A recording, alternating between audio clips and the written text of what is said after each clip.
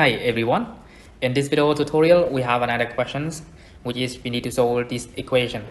So this look quite big, but we have another trick that can solve these questions easily.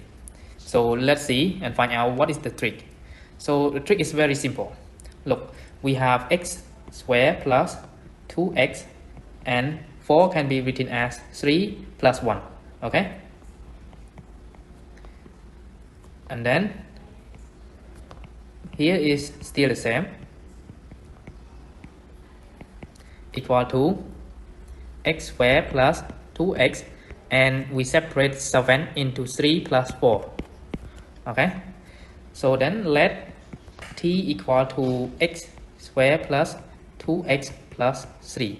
So the new equation in terms of t will be t plus 1 times with t equal to t plus 4.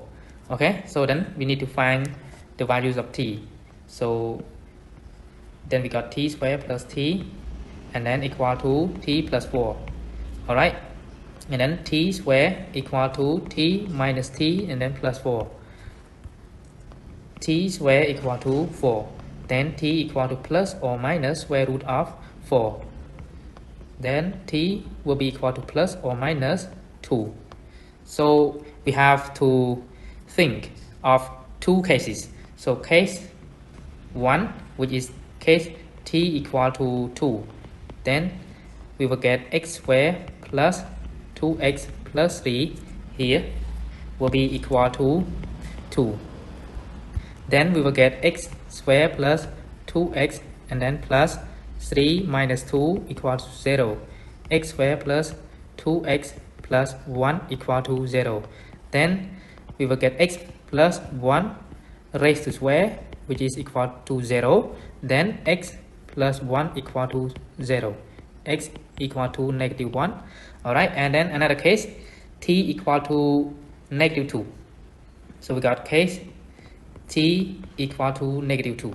So then x squared plus 2x plus 3 would be equal to negative 2. Then we will get x squared plus 2x and then plus 1 here, and then we got negative 2 and then negative 2. Okay, so because we separate 3 into 1 and 2, then we take positive 2 to the right hand side, it will change to negative 2.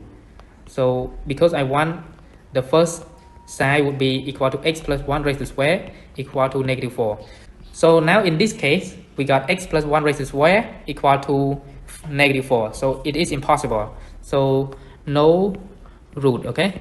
So therefore, x is equal to negative 1 is the only root in this equation. So now I have solved this equation. I hope you can understand, and thank you so much for watching, and goodbye. See you in the next video.